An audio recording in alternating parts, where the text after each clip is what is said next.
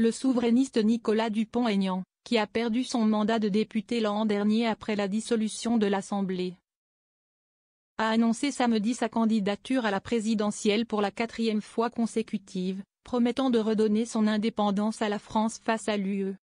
Il y a quelques mois encore, je ne pensais pas vous rassembler pour reprendre si vite le combat, a affirmé le président de Debout la France devant ses troupes réunies à Hyères, Essonne, au lendemain de son 64e anniversaire. Oui, j'ai le devoir d'être candidat à l'élection présidentielle, a expliqué celui qui a été député pendant 27 ans de la 8e circonscription de l'Essonne, avant de perdre son mandat en juillet lors d'une triangulaire.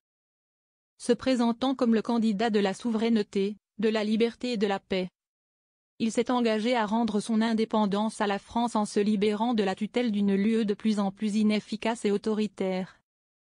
À ses yeux, le Frexit ne doit être utilisé qu'en dernier recours. Présentant la sortie de l'UE comme un escalier de secours, si nous ne réussissons pas à convaincre nos partenaires de revenir à une Europe gaullienne des nations souveraines. Rétablir des droits de douane nationaux. Sur le plan commercial, Nicolas Dupont-Aignan entend rétablir des droits de douane nationaux sur les importations en cas de concurrence déloyale, se présentant comme le défenseur d'un protectionnisme intelligent. Sur l'immigration, un autre de ses chevaux de bataille, Nicolas Dupont-Aignan s'engage à dénoncer l'accord de 1968 avec l'Algérie et de supprimer les aides au développement des pays qui refusent d'accueillir leurs ressortissants expulsés.